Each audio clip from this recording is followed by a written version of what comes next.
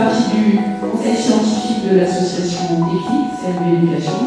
Elle nous fait l'honneur de nous offrir sa présence bénévolement. Donc, je suis très heureuse d'être là et de vous transmettre ce que j'ai appris ces dernières années, qui est pour moi une véritable révolution dans la connaissance du développement de l'être humain. Vous connaissez probablement Malala. Pour moi, c'est un exemple, puisque à 17 ans, elle a eu le prix Nobel de la paix. Et elle a dit une phrase magnifique, qu'avec l'éducation, on peut tuer le terrorisme. Avec les armes, on peut tuer les terroristes, évidemment, mais avec l'éducation, on peut tuer les terroristes. Donc c'est extraordinaire ce qu'elle dit. Nelson Mandela aussi, un grand inspirateur, dit une chose à laquelle évidemment j'adhère totalement, que l'éducation est l'arme la plus puissante qu'on peut utiliser pour changer le monde. Donc on a tous envie que notre monde devienne plus pacifique, plus chaleureux.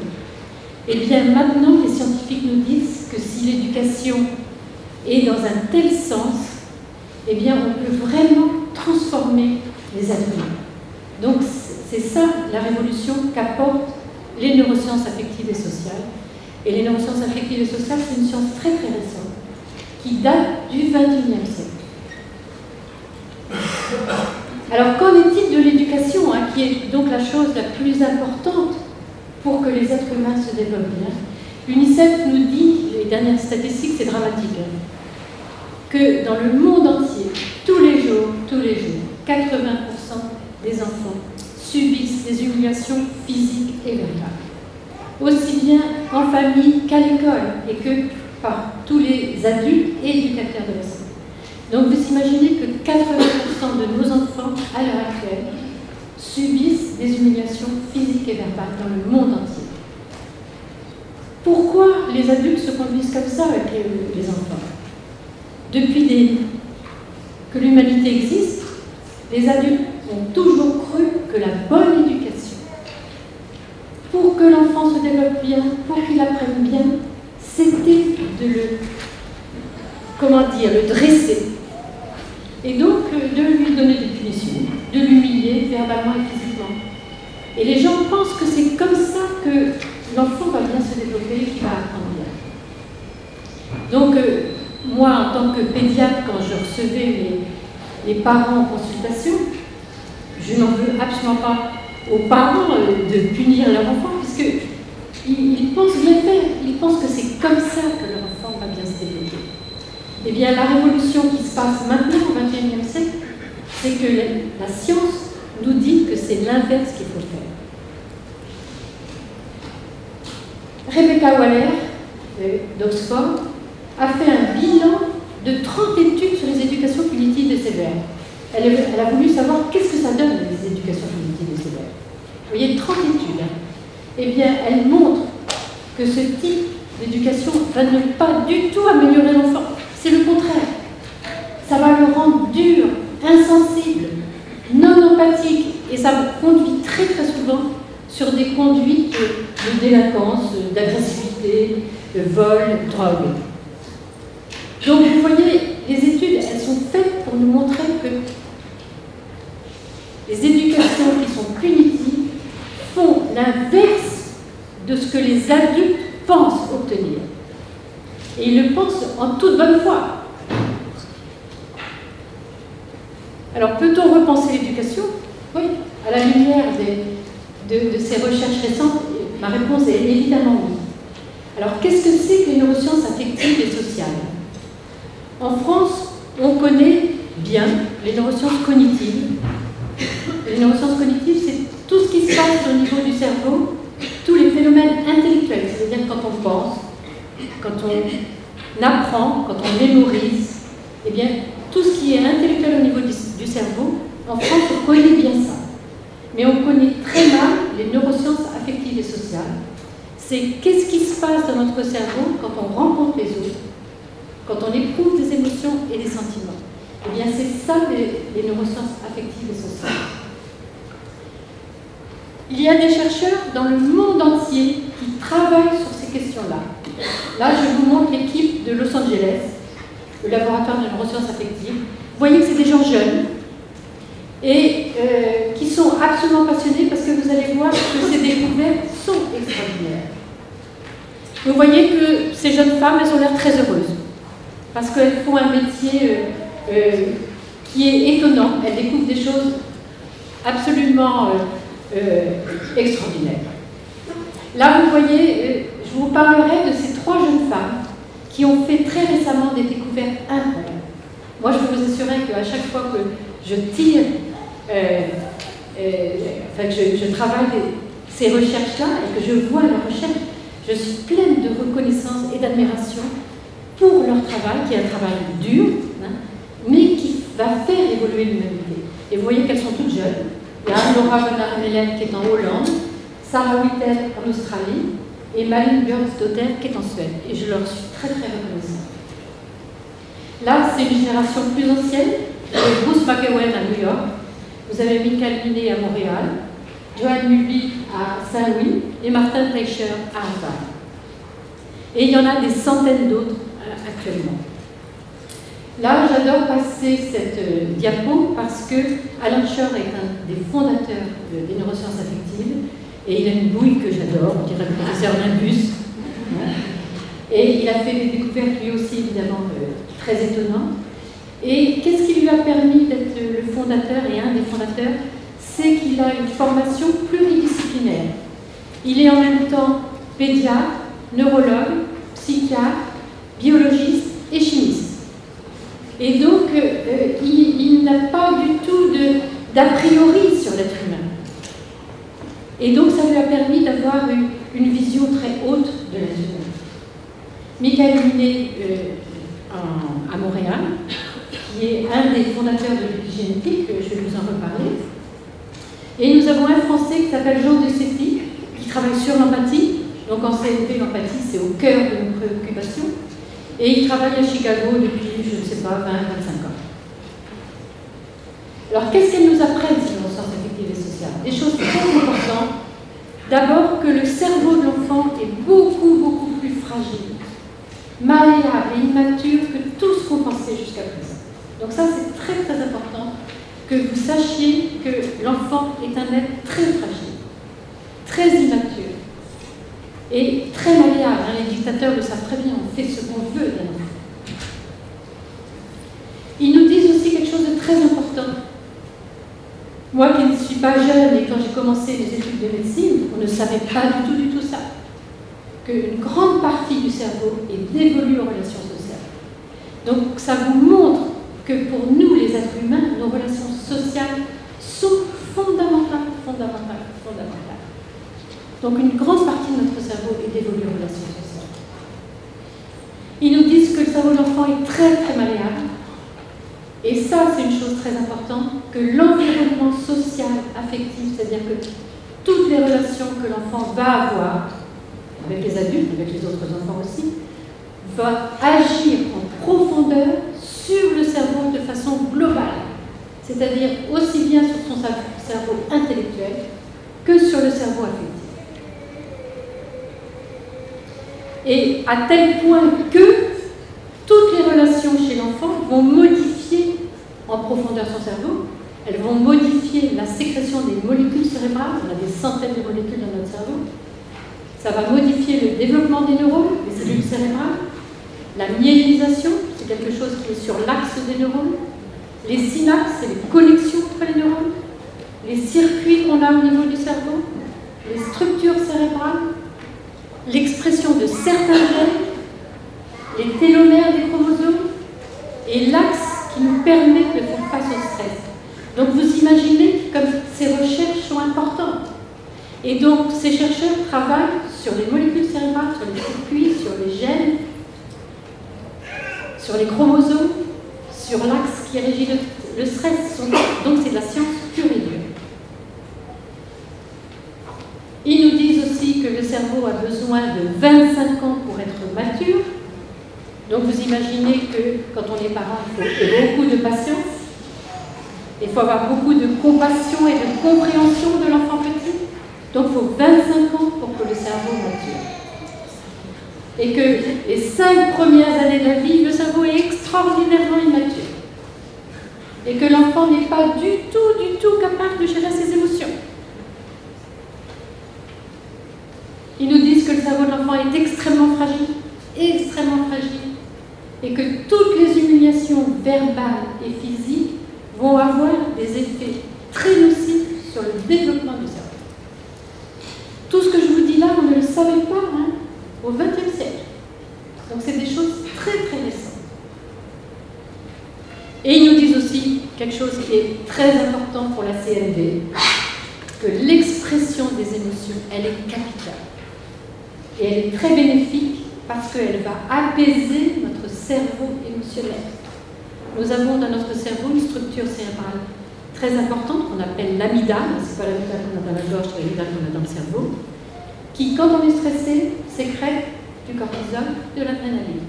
Et bien, quand on arrive à dire je suis en colère, ou je suis inquiet, j'ai peur, et bien tout de suite notre amygdale cérébrale va s'apaiser, on va moins sécréter de molécules de stress. Donc l'expression des émotions est extrêmement importante. Celia Bromwell nous dit que parler des émotions à un tout petit va renforcer sa sociabilité naturelle, donc c'est très important. Et ils nous disent, alors là moi quand j'ai vu ça j'ai été scotchée, que qu'est-ce qu'il faut pour qu'un cerveau se développe bien, donc qu'un être humain se développe bien, qu'est-ce qu'il lui faut dans son enfance?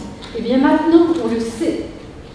La relation idéale, c'est une relation empathique, donc vous voyez comme l'empathie est importante, soutenante, c'est-à-dire toujours encourageante. On encourage la réalisation des efforts. Et aimante, que l'amour, ça tout le monde le sait, elle est fondamentale pour qu'on se développe bien. Au XXe siècle, quand j'ai travaillé toute ma vie à l'hôpital, je recevais les parents qui me demandaient comment faire avec leur enfant, parce qu'ils le trouvaient infernal, ceci, cela et tout. J'étais jamais sûre de moi. Moi, intuitivement, je savais au fond de moi. Mais je disais, ben moi, je pense faire telle chose. Maintenant, au XXIe siècle, on sait qu'est-ce qu'il faut faire. On est sûr. Donc, vous voyez, ça change tout. L'empathie. Là, je vous donne ma dernière définition internationale de l'empathie. C'est la définition de Jean de Setti, qui est un grand spécialiste de l'empathie au niveau mondial.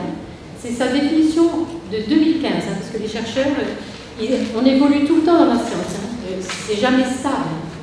Eh bien, pour lui, il y a 3 facettes dans l'empathie. Il y a l'empathie affective, que vous connaissez très bien, c'est sentir et partager les émotions et les sentiments d'autrui. La deuxième partie de la phrase est très importante, c'est sans être dans la confusion entre soi et autrui, sinon on se perd. Donc ça, c'est très important, c'est l'empathie affective. L'empathie cognitive, c'est comprendre les émotions et les pensées d'autrui. Donc on est dans la compréhension. Et la sollicitude empathique, c'est ce qui nous incite à prendre soin du bien-être d'autrui. Et bien pour être réellement empathique, il faut les 3 facettes de l'empathie. C'est-à-dire il faut sentir, partager les émotions et les sentiments d'autrui, il faut les comprendre, et il faut avoir cette sollicitude de prendre soin du bien-être d'autrui. Et dans ce cas-là, l'être humain se développe vraiment. Eh bien, Nancy Eisenberg nous dit, alors je vous cite elle, il y a plein d'études, il n'y a pas d'études comme ça en France, mais il y a plein d'études sur le développement de l'empathie. Elle nous dit que plus l'enfant va vivre des expériences d'empathie, plus il va devenir social. Donc ça, c'est très important. Et moins il va développer des comportements agressifs et antisociaux. Et l'inverse est vrai. Les neurosciences affectives et sociales s'intéressent aux émotions et aux relations entre les êtres humains. Eh bien, qu'est-ce que c'est que les émotions au niveau cérébral? On va le voir. Et qu'est-ce que c'est qu'une émotion? Je vais peut-être beaucoup vous choquer en vous disant ça, mais c'est quelque chose de biologique. C'est une réaction biologique à un événement extérieur. C'est-à-dire qu'on ne contrôle pas l'apparition de nos émotions. On n'y peut rien si on est triste, anxieux, déprimé tout d'un coup, ou joyeux, tout c'est l'événement extérieur. Par contre, nous adultes, on va apprendre à gérer nos émotions, on va apprendre à les contrôler, bien entendu. Mais l'apparition, c'est une réaction biologique. Eh bien, qu'est-ce que c'est que les émotions? À quoi elles nous servent, hein? La nature nous a fait pour vivre le mieux possible. Eh bien, les émotions, c'est juste des signaux, des renseignements pour que nous vivions le mieux possible. C'est pour nous dire, par exemple, si on ressent des émotions dites désagréables, c'est juste pour nous dire « attention à toi ». Peut-être que ta vie ne correspond pas à ce que tu souhaiterais profondément. Alors que si on est plein d'allants, heureux ou serein, ben ça veut dire qu'on vit tel qu'on le souhaiterait profondément. Donc c'est juste des renseignements, des signaux sur ce que nous sommes profondément. Donc ça nous aide à avoir conscience de nous-mêmes et connaissance de nous-mêmes. Donc les émotions, c'est la connaissance et la conscience de soi. Et il n'y a aucun jugement moral à avoir sur les émotions. C'est ni bien ni mal. Vous voyez, puisque c'est biologique. Et c'est pour nous aider à nous connaître et à mieux vivre. Donc ça, c'est très important d'avoir aucun jugement moral sur ce que nous éprouvons.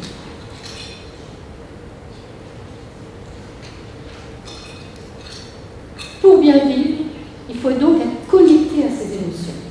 Et vous allez voir pourquoi. Alors, moi qui toute ma vie ai reçu des parents qui, très souvent, ils viennent voir le pédiatre parce qu'ils en ont marre de leurs enfants, il est insupportable, il fait mal et tout. Bon, je leur demandais, mais qu'est-ce que vous ressentez, vous? Ça va pas. Alors je leur disais, est-ce que vous pouvez préciser quelle émotion vous avez? Ça va pas. Je ne peux pas vous dire plus. J'en ai marre de mon gamin, il fait suer et tout. Pourquoi les adultes, la plupart, ne sont pas connectés avec leurs émotions? Eh bien, c'est dû à l'enfance qu'ils ont vécu. Et on n'est pas connecté à ces émotions quand on a eu interdiction de leur enfance, parce que la plupart des adultes, quand ils entendent leur enfant pleurer ou faire une colère, ils disent « mais arrête ta colère, t'es capricieux, t'es infernal, va pleurer dans ta chambre ». Donc on a interdit l'expression des émotions dites désagréables. Et c'est pour ça que on n'est pas connecté à ces émotions. Et les petits garçons et les hommes, on leur a dit, un homme, un garçon, ça ne pleure pas, ça doit être fort. Alors, les hommes sont souvent encore moins connectés à leurs émotions à cause de l'éducation qui veut que les hommes soient forts, on ne pleure pas. Alors que pleurer, quand on a besoin de pleurer, c'est extrêmement important. L'autre raison qui fait qu'on n'est pas connecté avec ses émotions, c'est si on a eu des humiliations et des punitions dans notre enfance. Je me suis beaucoup occupée dans ma vie de maltraitance, d'enfants maltraités. Quand je recevais des enfants maltraités, je leur demandais comment ils se sentaient. Ils me disaient très bien. Et ça, c'est un mécanisme de protection pour ne pas souffrir. Donc pour ne pas souffrir, on ne veut pas voir être en connexion avec nos émotions.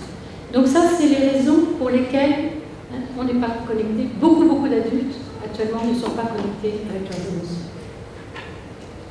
Je vous remets cette diapo. Les chercheurs nous disent que c'est extrêmement important, puisque ça va calmer l'amygdale cérébrale.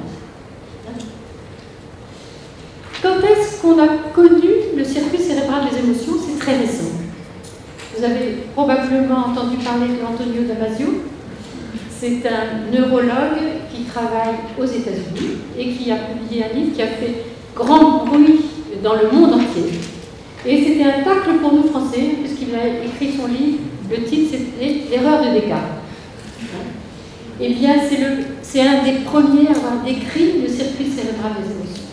Et il est actuellement le directeur de l'Institut neurologique de l'émotion et de la créativité. Parce que vous voyez, l'émotion et la créativité, ça va ensemble, à Los Angeles. Eh bien, comment il a réussi à décrire le circuit cérébral des émotions? Dans son service, il y avait des patients qui n'éprouvaient plus aucune émotion. Ils n'éprouvaient plus rien. Et ils avaient eu soit un accident de la voie publique, qui avait abîmé leur cerveau, soit ils avaient une tumeur cérébrale, une hémorragie cérébrale. Et il s'est aperçu que ces gens-là, qui n'éprouvaient plus d'émotions. Ils avaient une vie totalement chaotique. Ils ne savaient plus comment vivre. Très souvent, ils erraient. Et pourquoi? Eh bien, parce que quand on n'éprouve plus rien, on ne peut plus faire de choix. Alors, dans la vie, il y a beaucoup de choix, très importants. Alors, les 3 premiers choix, pour moi, très importants, c'est d'abord choisir son conjoint. Alors, on peut se tromper, bien entendu. Choisir son métier, qui nous occupe toute la vie. Et on peut se tromper aussi. Et choisir son lieu de vie. Eh bien, ces personnes-là, comme elles n'éprouvaient plus rien pour leur conjoint, eh bien, je peux vous assurer qu'elles se faisaient virer rapido. Donc, voilà. Comme elles n'éprouvaient plus rien pour leur travail, il y avait des jours où elles venaient, des jours où elles ne venaient pas, elles se faisaient éjecter de leur travail. Et comme elles n'éprouvaient plus rien pour leur lieu de vie, eh bien, elles vivaient n'importe où, et très souvent dans la rue. Donc, vous imaginez le choc que ça a fait de comprendre que les émotions sont fondamentales pour bien vivre et faire les choix qui nous correspondent. Donc je vous ai dit que nous adultes, il faut absolument savoir contrôler nos émotions pour ne pas agresser l'autre verbalement ou physiquement. Eh bien ça, on peut le faire si on a notre cortex préfrontal qui fonctionne bien. Ou si la situation n'est pas trop dramatique. Évidemment, si on vit une situation dramatique, on ne contrôle plus nos émotions, notre cerveau est totalement dépassé. Voilà le cortex préfrontal qui nous différencie des grands singes. C'est-à-dire que nous, chez nous, les humains, notre cortex préfrontal est beaucoup plus développé que chez eux. À quoi il sert ce cortex préfrontal?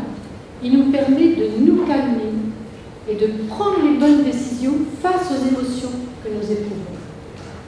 Et sans agresser l'autre verbalement, physiquement. Et sans fuir et sans être en état de sidération. Donc il est très important que ce cortex préfrontal fonctionne bien. Ensuite, je vous ai dit ça, qu'à chaque fois qu'on nomme nos émotions, mais à chaque fois qu'on réévalue la situation, ça va permettre de transformer tous les circuits au niveau de notre cerveau d'une façon positive pour notre cerveau. Qu'est-ce que ça veut dire évaluer une situation? On le fait tout le temps. Par exemple, vous êtes engueulé avec une collègue, eh bien vous vous dites, oui, parce que j'ai vécu, voilà, il s'est passé telle ou telle chose, c'est pas si dramatique que ça, je vais trouver une solution, je vais aller lui parler. Eh bien à chaque fois qu'on fait ça, on réaménage, on va modifier nos circuits cérébraux dans le bon sens. Donc la réévaluation de la situation, prendre du recul, c'est notre cortex préfrontal qui nous permet de faire ça. La CNV, donc je crois que presque tous, je vais aller très vite, vous connaissez la CNV. Donc pour moi, elle est fondamentale. Pour moi, il y a eu un avant et un après dans ma vie, quand je me suis formée il y a longtemps en CNV.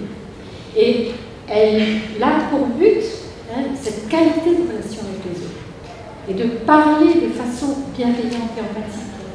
Et c'est un travail d'auto-empathie et d'empathie. Donc c'est un travail absolument fondamental. Donc je passe, parce que la CNV vous connaissez bien, et vous connaissez le livre de Marshall Rosenberg. Et le site internet, je pense que vous le connaissez tous. Ouais. Et le forum des clics et tout. Un petit retour en cours de Sciences Nat. Ça c'est un cerveau. Vous voyez le cortex préfrontal qui est devant. Vous voyez l'amygdale qui est au milieu, voilà. Ça c'est un neurone, qui est comme une étoile, le corps du neurone. L'axe du neurone avec la myéline, c'est quelque chose de graisseux qui permet la conduction électrique. Et vous avez ensuite les dendrites qui permettent aux neurones de s'accrocher entre eux. Ça c'est les neurones qui sont connectés. Là, vous voyez ce qui se passe entre les neurones dans la synapse, c'est-à-dire qu'il y a en permanence plein de molécules cérébrales qui sont sécrétées d'un neurone à l'autre. Et notre cerveau a en permanence plein d'électricité, il est électrique et chimique, notre cerveau. C'est la réalité humaine, qu'on le veuille ou pas, c'est comme ça. Là, vous voyez, c'est une IRM de diffusion, c'est l'axe des neurones, c'est la substance blanche. Et vous voyez qu'un neurone, c'est absolument, un cerveau, c'est absolument magnifique. Et les circuits entre toutes les structures cérébrales sont très très importants.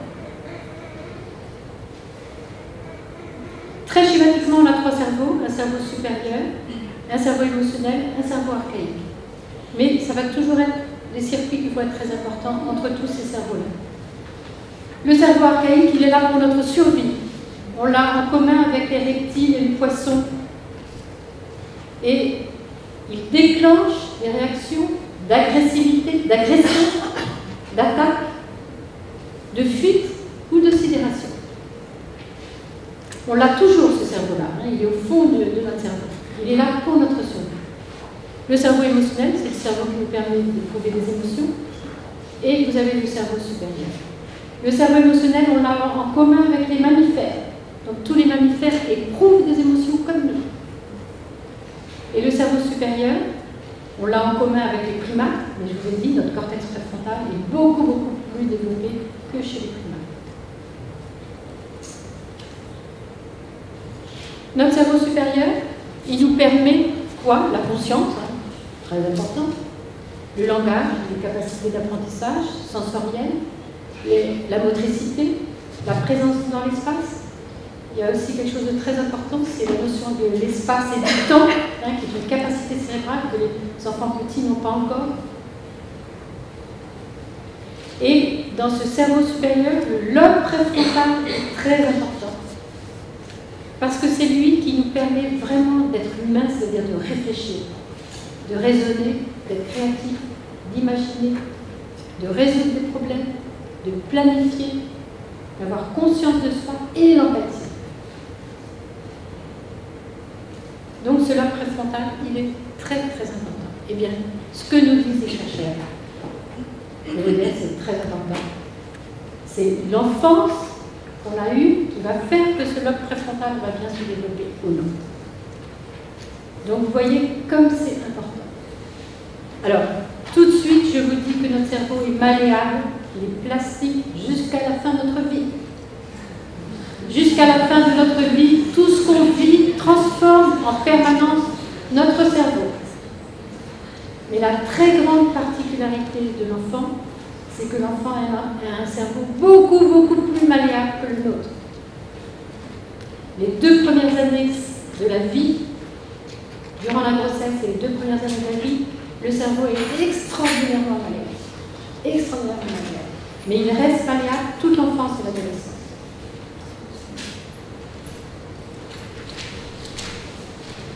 Qu'est-ce qui se passe dans le cerveau de l'enfant?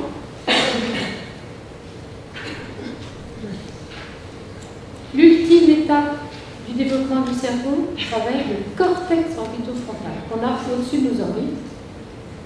Il est là. Et c'est une structure cérébrale qui nous permet d'être pleinement humain. Ça veut dire quoi? Vous voyez, il est dans le cortex préfrontal. Il nous permet d'avoir de l'empathie et d'aimer. Donc, c'est quand même la chose fondamentale. Il nous permet de gérer nos émotions. Il nous permet de faire des choix et d'avoir un sens éthique et moral. Donc, vous imaginez ce que c'est que ce cortex orbitofrontal. Il nous permet donc les choses essentielles pour le développement de l'humain. Je vous redis, il nous permet d'être empathique, d'aimer. Il nous permet de réguler nos émotions, d'avoir un sens éthique et moral et de pouvoir faire des choix. Eh bien, Alan Shore, le fondateur des neurosciences affectives et sociales, nous dit que c'est l'environnement familial, global, de l'enfant qui va permettre le développement de ce cortex orbitofrontal. Avec le bémol que je vous dis toujours, hein, on peut toujours... Alors, j'ai pas travaillé sur l'adulte, hein, mais jusqu'à l'adolescence, hein, ce cortex orbitofrontal peut se réactiver. Je pense que chez l'adulte, c'est pareil, mais je ne peux pas vous le dire de façon scientifique. L'enfant petit, lui, évidemment que toutes ces structures ne sont pas du tout matures, et donc il ne peut pas contrôler ses émotions. Et c'est pas qu'il ne sait pas ou qu'il ne veut pas, c'est qu'il ne peut pas, parce que son cortex préfrontal, son cortex orbitofrontal n'est pas encore du tout mature. Et que les connexions qui vont de ces structures-là au cerveau émotionnel et au cerveau archaïque ne sont pas encore fonctionnelles. Donc ça, c'est extrêmement important. Donc vous imaginez que quand on sait ça, on comprend l'enfant et on ne le punit pas. Quand il a des immenses colères, quand il a des immenses chagrins, on le comprend. Ça ne veut pas dire du tout qu'on va céder, pas du tout. Mais on va l'aider à exprimer ses émotions, on va l'apaiser. Et donc, c'est extrêmement important. Ça nous permet d'avoir une autre vision de l'enfant. Je peux vous dire que j'ai dit beaucoup de bêtises aux parents avant, quand je ne savais pas ça, évidemment. Mais une fois qu'on sait ça, on ne peut plus être comme avant avec les enfants. L'enfant petit, là je vous ai mis cette diapo, là, mais vous le savez très bien, l'enfant petit, il va se rouler par terre. Je parle des enfants à partir de 1 an jusqu'à 3-4 ans. Quand ils n'ont pas ce qu'ils veulent, ou quand ils n'arrivent pas à faire ce qu'ils veulent, ils vont se rouler par terre, ils vont mordre, ils vont taper, ils vont avoir des immenses chagrins, ils vont avoir de très grandes peurs, des très grandes angoisses. Eh bien, on dit à l'enfant, je vous ai dit tout à l'heure, arrête tes caprices, arrête tes comédies. Non. Nous avons notre filtre du cortex préfrontal qui nous permet d'évaluer la situation, de nous dire que ce n'est pas si grave ce qu'on vit. L'enfant, lui, ne peut pas. Donc, lui, quand il a un chagrin, c'est des immenses chagrins. Quand il a peur, c'est des immenses paniques. Il ne peut pas, encore tout petit, réévaluer la situation. Donc, lui, c'est au contraire, c'est des tempêtes émotionnelles. Donc, ce n'est pas des caprices. C'est pas un trouble pathologique du développement. Moi, les parents, ils venaient me voir parce qu'ils trouvaient que leur enfant n'était pas normal. Mais c'est la conséquence de l'immaturité de son cerveau. Eh bien, les chercheurs nous disent que c'est les adultes qui vont aider le cerveau à maturer. Si l'environnement est empathique, soutenant, aimant, eh bien, ces structures-là, elles vont maturer. Et les circuits vont se faire. Alors que sinon, ça peut ne jamais se faire. Et c'est pour ça qu'on a des adultes qui sont encore, qui ne savent pas du tout gérer leurs émotions. Très souvent, on me dit, mais les enfants de 2 ans, ils mordent, ils frappent. Parce que pour moi, l'être humain, toutes les études montrent quoi? Que l'être humain, il ne naît pas violent, ni agressif, ni déprimé. Il naît empathique. Alors pourquoi les enfants petits, ils mordent et ils agressent? Eh bien, je vous ai dit que notre cerveau archaïque, il est là pour notre survie. Quand on n'est pas en sécurité, eh bien, on va soit attaquer, soit fuir, soit accélérer. Eh bien, par exemple, à la crèche, si un petit a un jouet dans les mains et que l'autre va lui prendre ou lui arracher sa tétine ou son jouet, il va se sentir en grande insécurité. Et dans ce cas-là, soit il va tirer, soit il va fuir, et soit il va mordre ou frapper. Mais ce n'est pas la méchanceté intrinsèque de l'enfant. C'est une réaction de son cerveau archaïque. Et donc le cerveau archaïque chez le tout petit, il va se mettre en branle quand l'enfant ne va pas se sentir en sécurité ou quand ses besoins fondamentaux ne sont pas remplis, satisfaits. C'est-à-dire que quand ses besoins fondamentaux ne sont pas satisfaits, il est en insécurité affective. Et les besoins fondamentaux, il y en a plein. Il y a d'abord se sentir aimé, compris, besoin d'attention, besoin de jouer, besoin de calme. Eh bien, quand tous ces besoins fondamentaux ne sont pas remplis, les tout petits, ils sont totalement en insécurité. Et donc, ils peuvent faire n'importe quoi. Eh bien, ce n'est pas dû à leur méchanceté intrinsèque, c'est dû à l'immaturité de leur cerveau et au cerveau archaïque.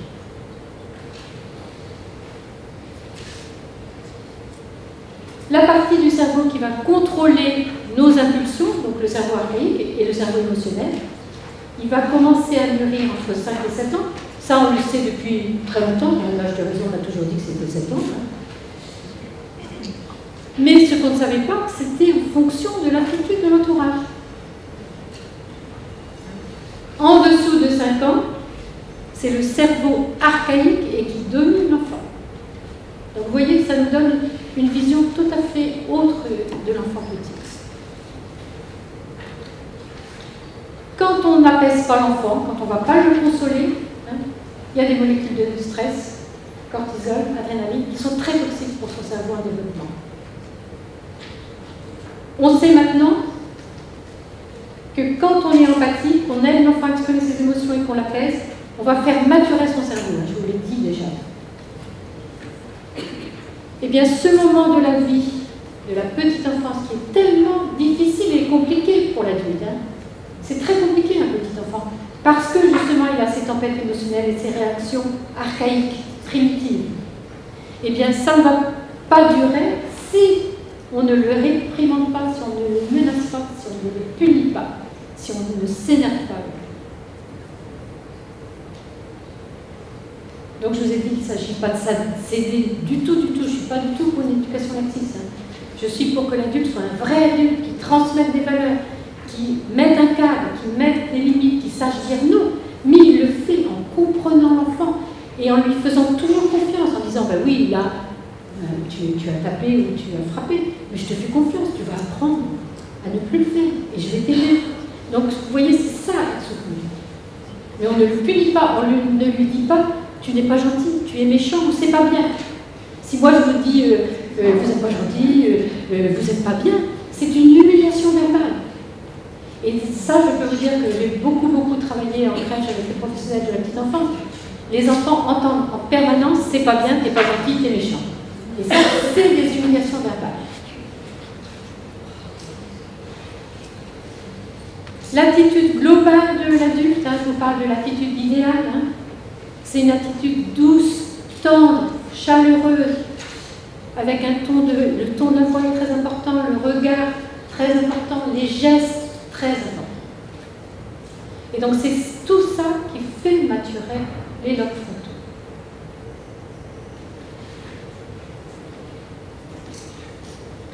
En 2011, Émile Coccaro a fait une étude sur des adultes très agressifs. Et bien, il s'est aperçu que leur cortex préfrontal dysfonctionnait.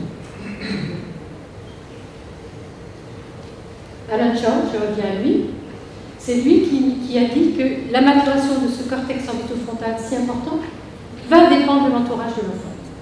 Si l'enfant reçoit donc de la sécurité affective, de l'écoute, ça c'est très important, de la bienveillance, les circuits de ce cortex orbitofrontal qui nous permettent d'être pleinement humains, de ne pas être des grands singes, hein, vont se développer.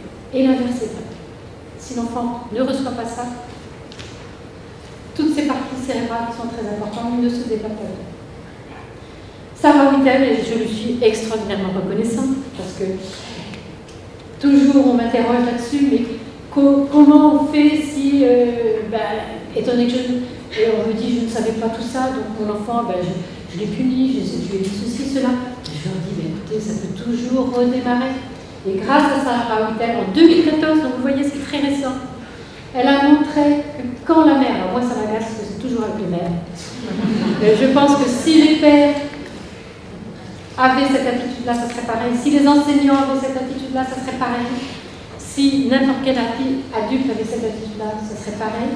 Quand la mère a une attitude chaleureuse et soutenante, elle agit sur ce cortex orbitofrontal. Donc vous voyez comme c'est important. Donc même à l'adolescence, hein, ça peut redémarrer. Merci à Sarah Whittel. Michael Minet nous dit que par l'épigénétique, qu'est-ce que c'est que l'épigénétique? C'est quelque chose qu'on connaît depuis la fin du XXe siècle. C'est que l'environnement, tout ce qu'on vit, agit sur l'expression de nos gènes. Nos gènes sont dans nos cellules, donc ça va dans notre cerveau, et donc on va avoir tel apprentissage, telle santé, tel comportement. Eh bien, Michael Minet nous dit quoi? Que le stress, le maternage, peut modifier l'expression de certains gènes. Et que ça va retentir sur toute notre façon d'être, sur ce qu'on est soi, sur nos réactions au stress et aussi sur nos capacités intellectuelles. Donc ça modifie l'expression d'un gène qui va agir sur l'hippocampe. Je vais vous en parler. L'hippocampe, c'est une structure cérébrale qui nous permet de mémoriser et d'apprendre. Eh bien, Michael Minet a montré que ce gène agit sur les neurones de l'hippocampe. Donc vous voyez, à chaque fois que vous maternez, je vais vous redire ce que c'est qu'au niveau international, la définition du maternage, eh bien, on va agir sur la personne en elle-même et ses facultés intellectuelles et ses façons de réagir au stress. Le maternage, qu'est-ce que c'est? C'est prendre soin, réconforter, consoler, câliner.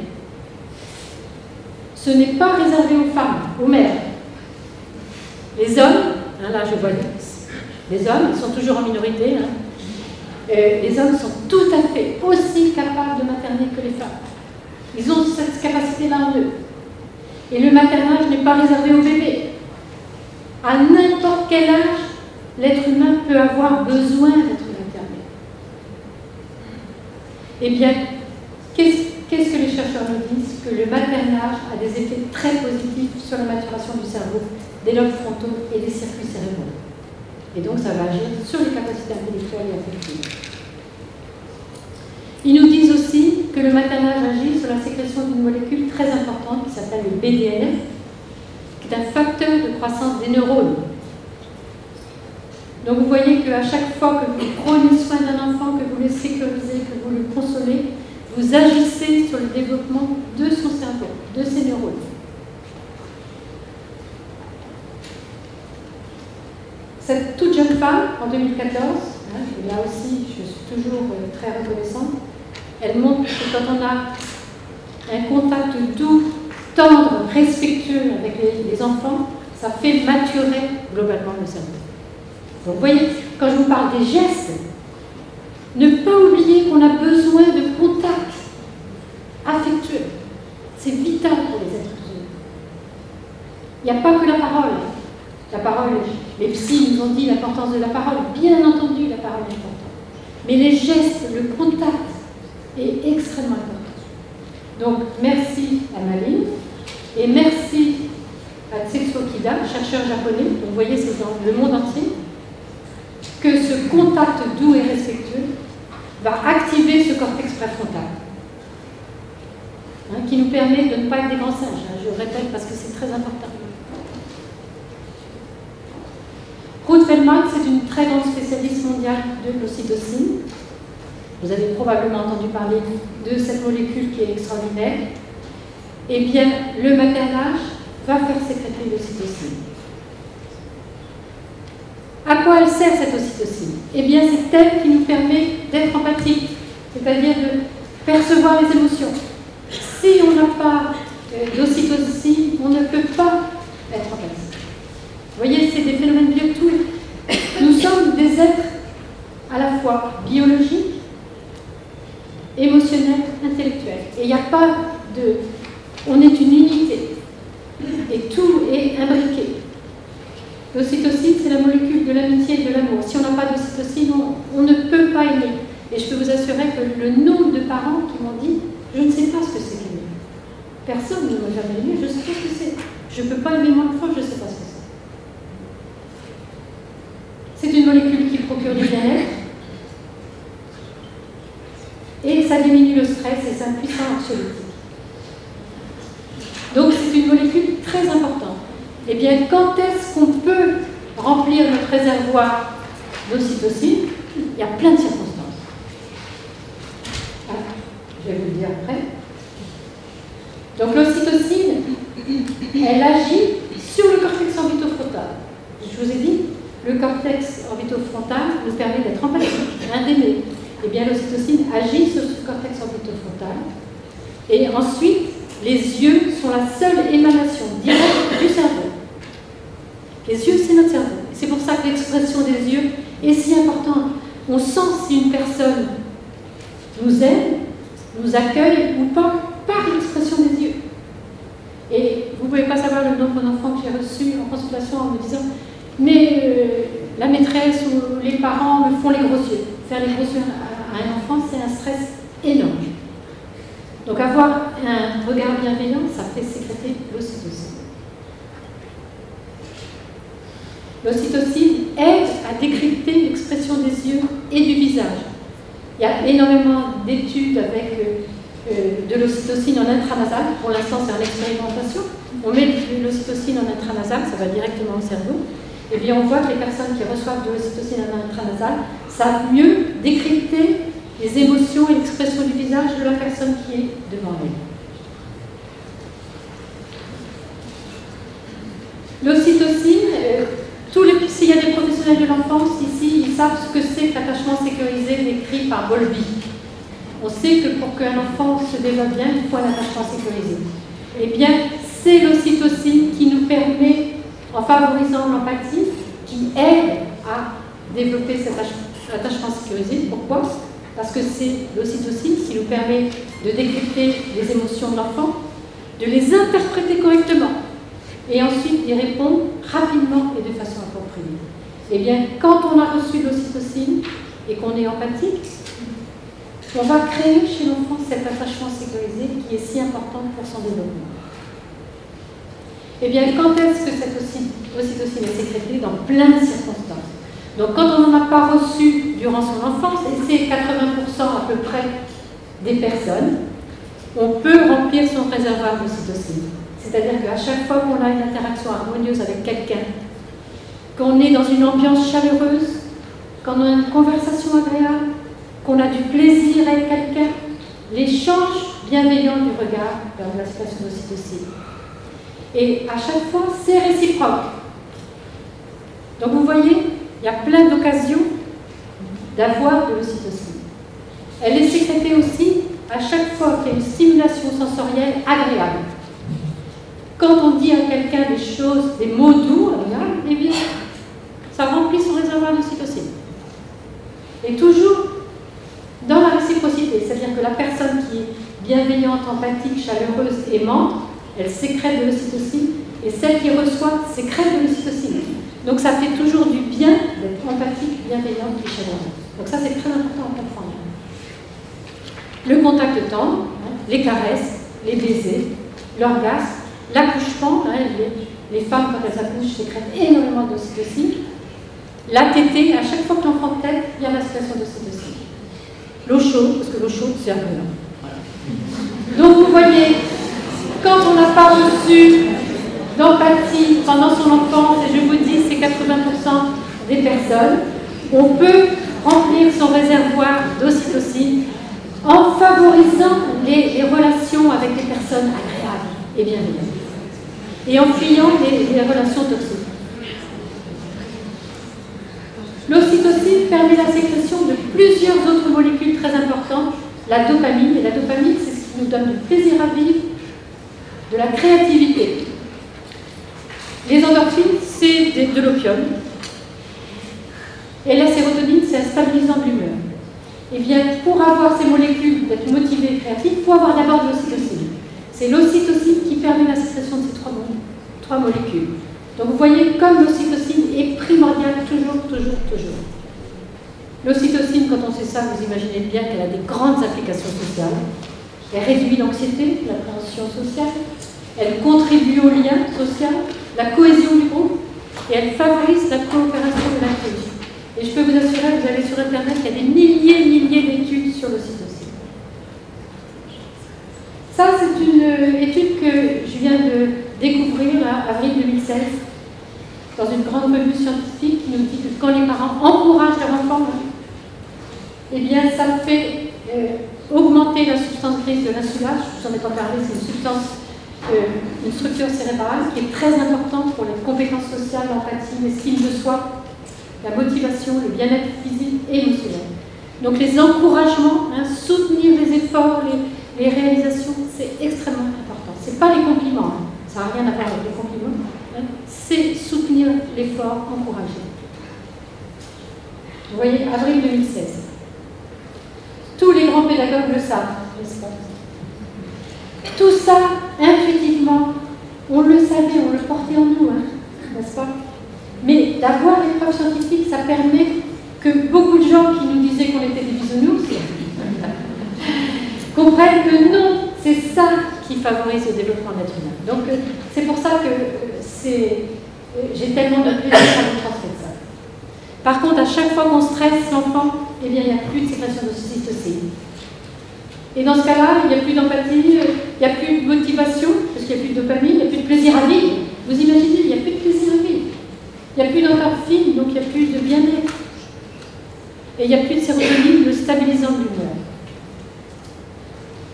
Tout ce qui met les enfants en compétitivité, en comparaison, en stress, il n'y a plus d'ocytocine. Tout ce qui leur permet de collaborer, coopérer, d'avoir du plaisir à apprendre, il y a l'ocytocine et la dopamine. Donc ça, c'est fondamental. Donc créer des relations bienveillantes, chaleureuses avec les enfants, ça, c'est pas du parapet que je vous fais à chaque fois, c'est des études scientifiques. Ça aide l'enfant à évoluer positivement, ça augmente son sentiment de bien-être, sa confiance, ça diminue son anxiété et son agressivité. Et à l'heure actuelle, dans toutes nos écoles, dans le monde entier, on se plaint de l'agressivité des enfants. Eh bien, c'est pas pour rien. L'imitation, je vais très vite, parce que ça, on connaît ça en France, avec les neurones miroirs, qui sont bien connus en France. C'est un facteur très important. Les adultes sont un modèle pour l'enfant. Et les neurones miroirs font qu'on va imiter la personne qu'on a devant nous. Gandhi, il a dit que l'exemple n'est pas un moyen d'éduquer, c'est le seul. Donc c'est très important l'exemple. C'est pour ça que l'adulte doit être un vrai adulte. Je vais revenir sur l'amygdale, on en a parlé. Donc l'amygdale, vous voyez, elle est en rose là, l'amygdale cérébrale, c'est elle qui sécrète les molécules de stress. Autant le cerveau est immature, jusqu'à 25 ans, malheureusement, l'amygdale cérébrale, qui sécrète les molécules de stress, elle est mature dès la naissance. C'est-à-dire que nos enfants, dès la naissance, si on les stresse, eh bien, ils ont des paniques terribles. L'amygdale cérébrale, elle stocke tous les souvenirs de peur, et de façon inconsciente. Donc les souvenirs de peur qu'on a eus dans notre toute petite enfance, elles sont dans notre amygdale cérébrale. Donc je pense que vous avez bien compris que l'enfant n'a pas de structure cérébrale pour faire face aux peurs. Et donc le stress et la peur sont très néfastes pour son cerveau immature. L'hippocampe, je vous en ai parlé, c'est la structure cérébrale qui nous permet d'apprendre et de mémoriser. Elle est là, en vert. Eh bien, elle a une place centrale dans notre mémoire émotionnelle, consciente, et dans notre mémoire à long terme. Et cette mémoire, elle est active à partir de 3 à 5 ans.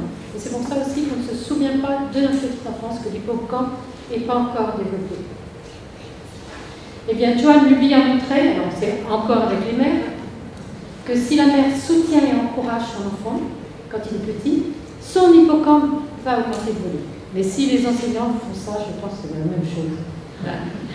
Donc dans ce cas-là, l'enfant, il mémorise mieux et il apprend mieux. Donc merci à Joan.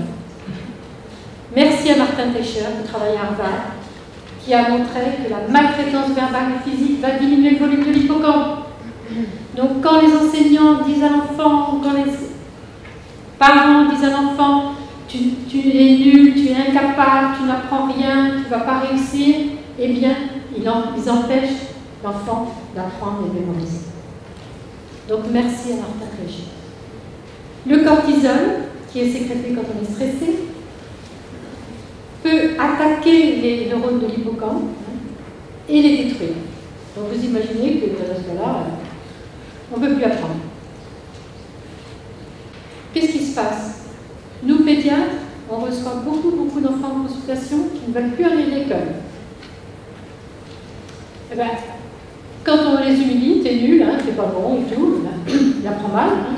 Dans ce cas-là, comme il y a encore des notes, il a des mauvaises notes. Il va se sentir incapable, nul, humilié, il va plus aller en classe, c'est normal. C'est l'enfant dans ce cas-là qui est normal. Et c'est aux adultes de changer leur façon d'être. Donc le stress agit au niveau du cerveau et va faire sécréter au niveau de la surrénale, au-dessus de nos reins, c'est ici que le cortisol est sécrété. Eh bien, merci encore à Bruce McEwen, qui travaille à New York, qui a montré chez l'enfant que quand le stress est très important, qu'il y a beaucoup de cortisol, eh bien certaines structures cérébrales peuvent être attaquées ce cortex préfrontal, c'est important. L'hippocampe, on l'a déjà vu, le corps calleux, le cervelet et d'autres structures cérébrales. C'est très récent, hein, toutes ces études-là. Donc là aussi, c'est en 2016, il a montré ça. C'est le début d'un... C'est un neurone qui commence à être attaqué par le stress. Vous voyez qu'un neurone, normalement, c'est très florissant, ça a plein d'arborisation. Et puis là, il commence, vous voyez, à se stresser, il a moins de dendrites, et puis après, il va mourir. Bruce McEwen a montré aussi que quand il y a trop de cortisol, eh bien, ce BDNF qui permet la croissance des neurones, eh bien, il ne va pas bien se développer. Le stress, donc, est très mauvais dans les premières années de vie, mais ça a des répercussions, bien entendu, chez l'adulte qui a subi tout ça. La maltraitance émotionnelle, qu'est-ce que c'est? Ça, je vous donne la définition internationale de la maltraitance émotionnelle. C'est cette maltraitance émotionnelle qui existe encore dans nos écoles en France. Dans le monde entier, il y a encore de la maltraitance physique dans les écoles tous les jours. Les enfants sont battus à l'école dans la majorité des écoles dans le monde. En Europe, non. En Europe, il reste la maltraitance émotionnelle dans nos écoles. Eh bien, c'est tout comportement ou parole qui rabaisse l'enfant, le critique, le punit et lui procure un sentiment d'humiliation ou de honte. Et tout ce qui lui fait peur. Donc ça, c'est très important de savoir ce qu'est la maltraitance émotionnelle. Donc tout comportement ou parole qui rabaisse, critique, punit, qui donne un sentiment d'humiliation et de honte. Et tout ce qui fait peur. C'est aussi l'isoler, le rejeter, l'ignorer et pas répondre à ses besoins, évidemment, d'affection, de soins et de protection. Donc c'est tout ça la maltraitance émotionnelle.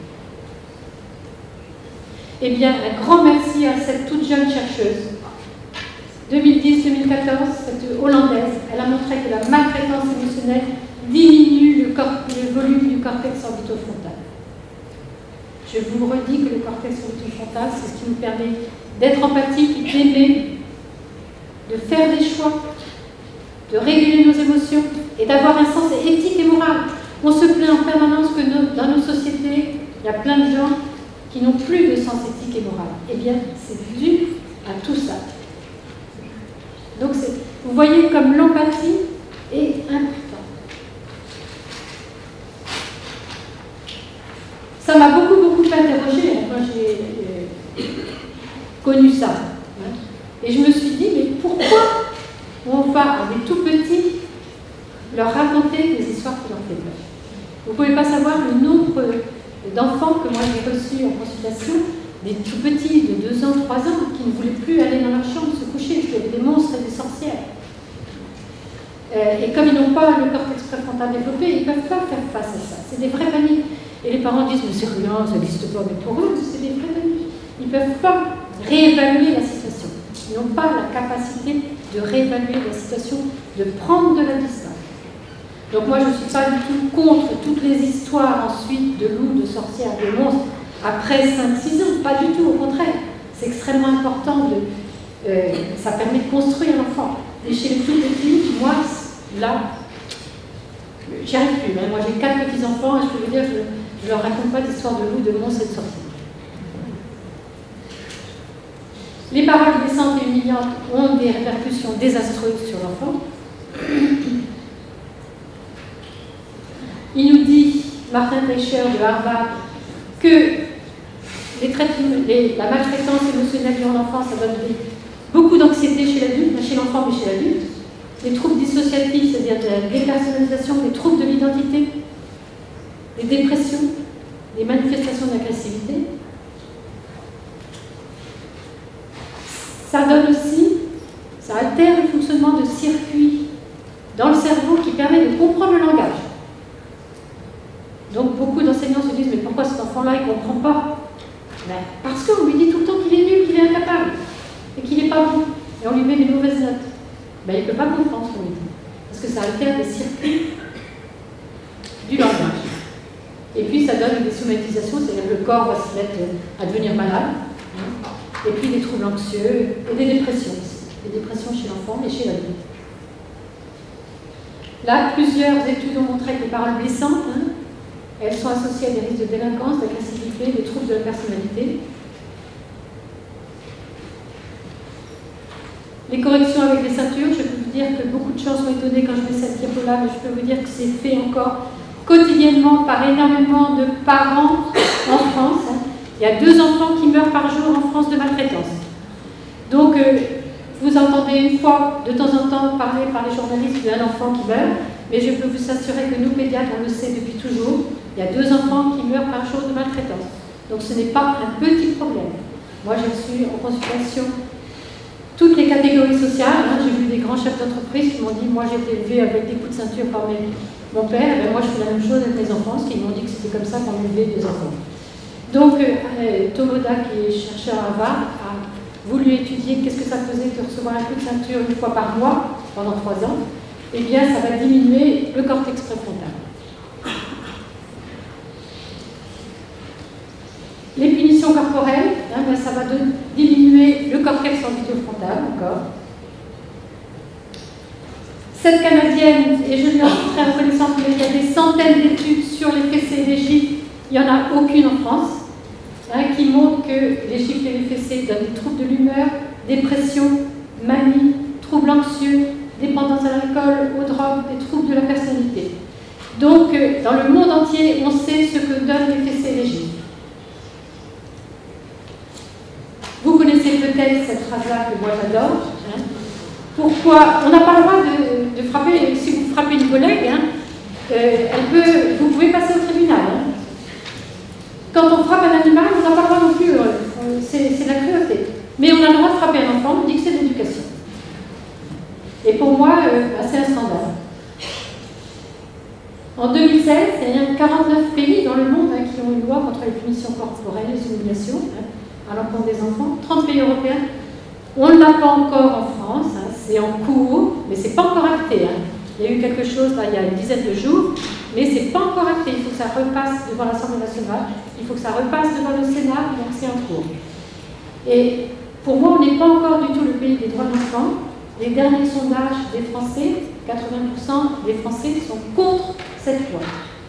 Donc vous voyez, si vous pouvez diffuser que c'est essentiel, c'est extrêmement important. Le tempérament va influencer évidemment la résilience, et le tempérament, c'est ce qui nous est donné par nos ancêtres, c'est dans les gènes.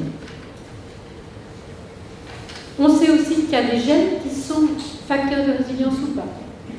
Des gènes liés à la sérotonine, à la monoxydase, à la dopamine. Et donc c'est pour ça que dans nos consultations à nos médecins, on sait qu'il y a des personnes qui ont subi des choses terrifiantes, qui vont résilier beaucoup mieux que d'autres, et d'autres qui vont avoir plus de mal à résilier, parce que nous, on est fait de gènes et d'environnement. Et on sait à l'heure actuelle que l'environnement est beaucoup plus important que les gènes. Vous avez probablement un journal que vous connaissez bien, qui est très important, Non-violence actualité, qui fourmille d'outils pour avoir des relations plus chaleureuses, empathiques et soutenantes. La méditation en pleine conscience, pourquoi je vous en parle? Parce qu'elle a été évaluée scientifiquement. Scientifiquement, on sait qu'elle apaise, qu'elle aide à se concentrer, qu'elle donne un meilleur équilibre émotionnel et qu'elle augmente les capacités de résilience. En Hollande, le ministère de l'Éducation offre à tous les enseignants une formation de méditation en pleine conscience. Moi qui fais le tour de l'éducation nationale, parce que je pense que l'éducation nationale a besoin de se transformer en profondeur. C'est pour ça qu'il y a beaucoup d'écoles alternatives. Et pourquoi actuellement il y a beaucoup d'écoles alternatives? Parce qu'il faut que l'éducation nationale se transforme, bouge. Et bien moi qui fais le tour de l'éducation nationale, je rencontre beaucoup d'enseignants et j'ai des enseignants qui me disent qu'elles utilisent la méditation en pleine conscience dès l'âge de 3 ans et qu'elles ont des bons résultats. Ce livre, vous le connaissez peut-être, de cette Hollandaise, calme et attentive comme une grenouille. Elle dit que c'est à partir de 5 ans, mais comme je vous dis, ça peut être utilisé à partir de 3 ans. Là, je vous donne cette information qui pour moi est très très importante. James Heckman, qui est un prix Nobel d'économie, et Dimitri Masterov, qui est un russe, tous les deux, ils ont montré en 2007 que $1 investi dans la petite enfance permet d'économiser 100 $ en prévention à l'âge adulte des risques de chômage, d'exclusion sociale, de délinquance et de tout type de défiance. Et plus on investit tôt dans la petite enfance, mieux c'est. Donc j'essaie de convaincre le plus d'acteurs dans notre société et de décideurs politiques pour qu'ils comprennent l'importance essentielle de miser sur l'enfance, qui va nous permettre d'avoir un monde plus pacifique et plus chaleureux. Vous connaissez peut-être ce film-là, qui est en vision libre sur le site internet de l'OVEO, Observatoire de la violence éducative ordinaire. Si j'aurais su, je serais née en Suède, de Marion Kuerk. Marion Kuerk, c'est une jeune Française, elle est toute jeune, elle a 22-23 ans, je la connais. Et toute jeune, elle a dit à ses parents, moi quand je serai adulte, j'irai vivre en Suède, parce que c'est les premiers qui ont eu une loi contre les humiliations vis-à-vis des enfants. Et donc elle a dit, c'est le seul pays des droits de l'enfant. Et donc, dès qu'elle a eu 18 ans, elle est partie vivre en Suède. Et là, elle a fait un film qui est magnifique pour nous montrer ce qui se passe en Suède. Et elle est en train de tourner un deuxième film. Et en France, moi qui ai la chance maintenant de parcourir la France, il y a beaucoup d'initiatives partout, partout, partout. J'ai confiance dans ce qui se passe en France à l'heure actuelle. Je vois des gens formidables partout, partout, partout. Mais c'est des initiatives locales. Certaines sont connues et d'autres ne sont pas connues. Mais ça bouge énormément. Je vous remercie beaucoup de votre attention.